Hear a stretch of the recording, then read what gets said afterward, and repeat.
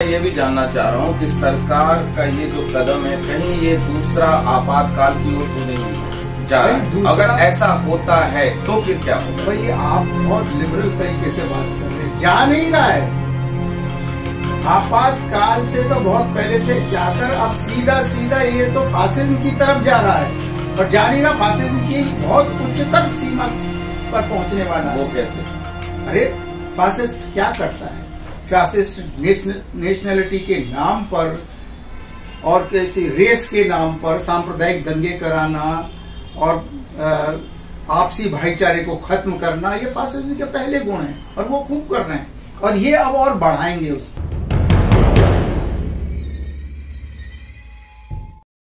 नमस्कार दोस्तों, स्वागत है आप सभी का। एक बार फिर से आप देख रहे हैं आरटीवी न्यूज 24 और मैं हूं रोशन और हमारे बीच है देश के जाने माने रंगकर्मी आर.एस. विकल साहब। स्वागत है सर आपका हमारे इस प्रोग्राम में।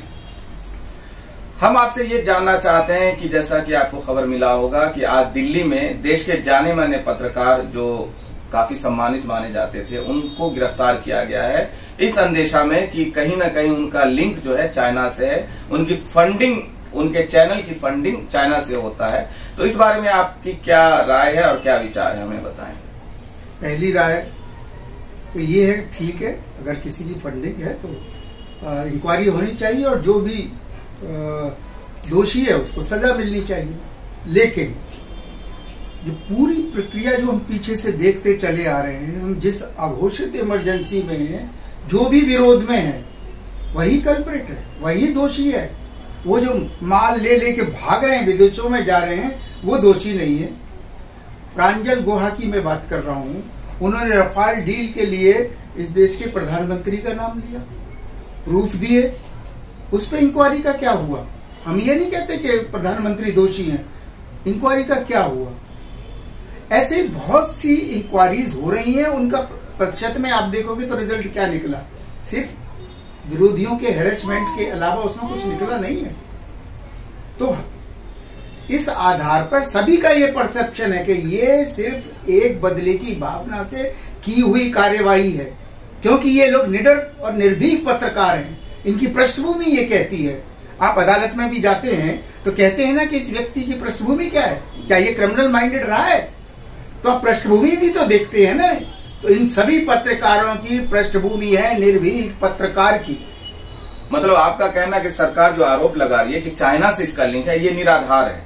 निराधार होने की संभावना है। देख, नहीं तो हम ही कहते हैं अगर आधार है तो सजा मिलनी चाहिए। या अगर फंडिंग है तो हो सकता है कि ये, अगर फंडिंग है तो हो सकता है ये बिजनेस मॉडल हो कहीं ना कहीं।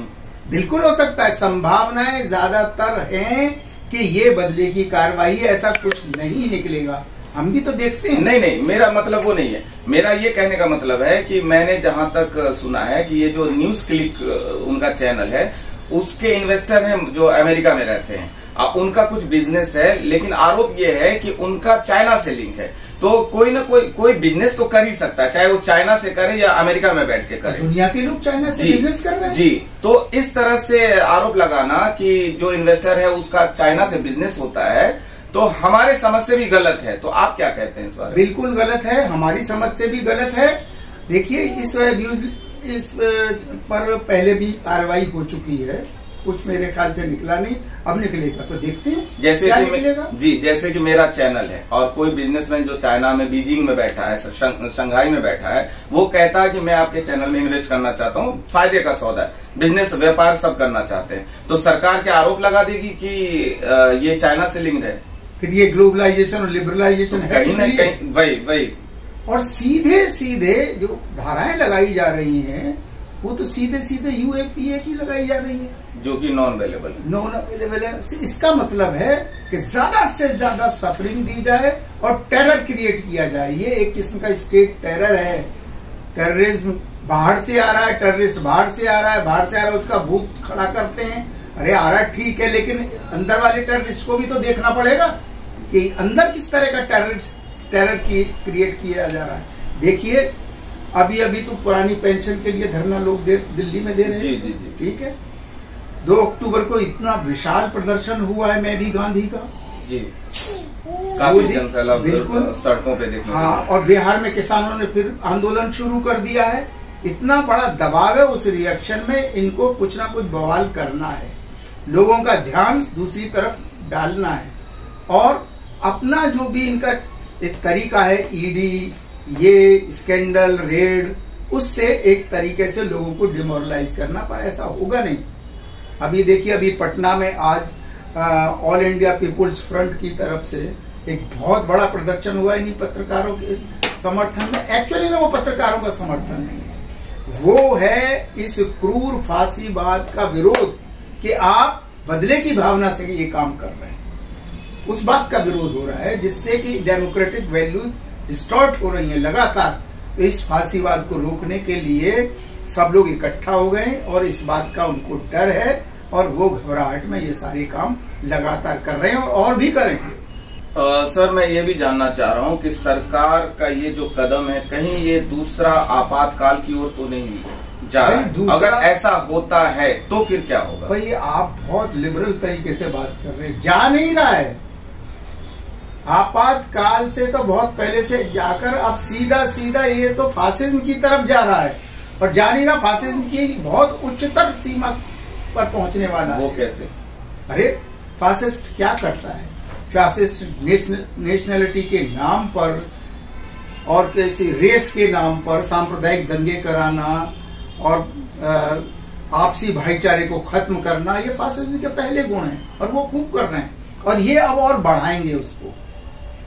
आपको लगता है कि बोलने की आजादी और फ्रीडम ऑफ स्पीच को खत्म करने की कोशिश है सरकार की, तो इंडिया गठबंधन और जो विपक्ष है, जो 14 पत्रकारों को बैन किया है, तो ये कहीं ना कहीं उसी दिशा में उठाया गया कदम है। इस बारे में आप क्या कहेंगे? नहीं, देखिए, इसमें फर्क है। ये नहीं कि मैं उनका समर्थन कर रहा हूं, बल्कि मैं ये कहता हूं कि वो शायद ऐसा ना भी करते तो और भी ऑप्शन था, लेकिन ये बिल्कुल वैसा नहीं है। उन्होंने ये कहा है कि इन पत्रकारों के हम अपना आदमी नहीं भेजेंगे। अरे भाई, तो फिर तुम्हारे पास और आदमी होंगे, उनसे बात कीजिए ना, कोई रोक तो नहीं लगा रखी है आपके ऊपर।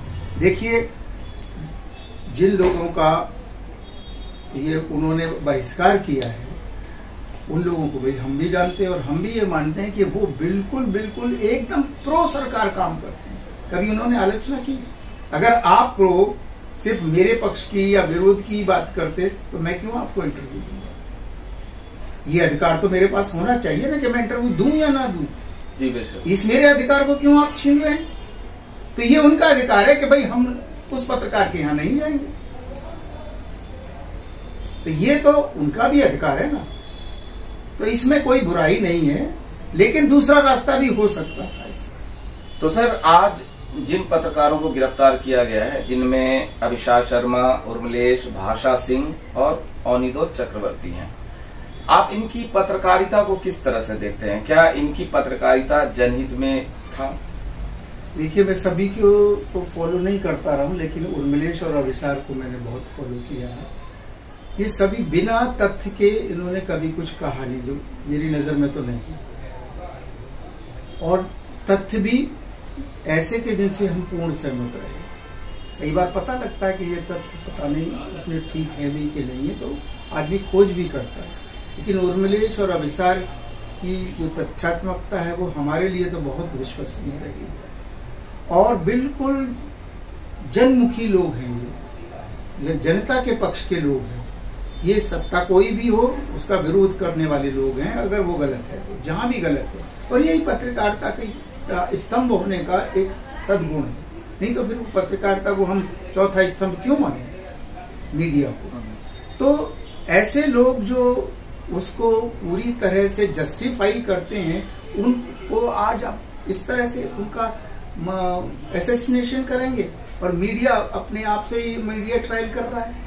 अरे भाई, अभी गए हैं, इंक्वायरी होगी, सामने आएगा, आप अभी से मीडिया ट्रायल कर रहे हैं लगातार के नहीं, ये तो बिल्कुल ही चाइना के वो हैं और इन्होंने बिल्कुल आतंकवाद मचा दिया है। ट्विटर पे भी ट्रेंड कर रहा है कि आतंकवादी है। ये आने दीजिए ना साहब, ये नहीं होना चाहिए। अभी से आप मीडिया ट्रायल क्यों कर रहे हैं? होने दीजिए। आपने तो कितने लोगों के पास ईडी और वो सब भेजे, निकला कितनों के पास है, तो आने दीजिए, देखते हैं ना। जब तक कोर्ट का फैसला ना हो जाए। आपको हमें मालूम है कि 24 तक तो आपको इसी हंगामे को मचाते रहो। जनता भी जानती है, पब्लिक जानती है, और एजिटेशन शुरू हो चुके हैं। आज पटना में भी ऑल इंडिया पीपुल्स फ्रंट का एक बड़ा एजिटेशन हुआ है, सब जगह होगा। ये सब घबराए हुए हैं।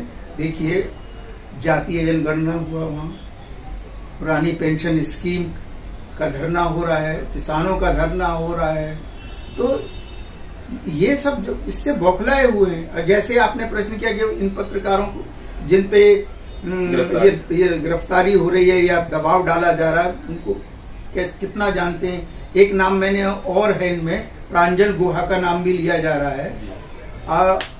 मैं जानता हूं कि प्रांजल गुहा और रवि नायर, इन दोनों ने रफाल डील को पूरी तरह से एक्सपोज किया, बहुत अच्छे तरीके से, और उसमें इनके मुखिया का नाम उसमें शामिल है। हमारे दर्शकों के लिए इन दोनों के बारे में थोड़ा सा 2 शब्द ज्यादा बोलेंगे जो समझ में आ जाए। प्रांजल गुहा और रवि नायर, इन लोगों ने रफाल डील जो हुई है उसमें बहुत बड़ा घोटाला हुआ और उसको पूरी तरह एक्सपोज किया। तो हमें ऐसे लोगों को आप पकड़कर ऐसा कर रहे हैं तो हमें तो लगेगा ये बदले की भावना है। आपके लोगों पे किसी पर कोई कार्रवाई नहीं होती, चाहे वो महिलाएं चिल्लाती रहें कि रेप किया है तब कोई कार्रवाई नहीं होगी, अगर किसानों को कुचल दिया जाए तब कोई कार्रवाई नहीं होगी, लेकिन इधर कोई जरा सा बोल देगा तो इतनी बड़ी कार्रवाई होगी कि वो देशद्रोही कह दिया जाएगा। यानी हमारी एक खास पार्टी देश है, उसके खिलाफ हम बोलेंगे तो देशद्रोह कहलाएंगे। वो देश है क्या हमारा?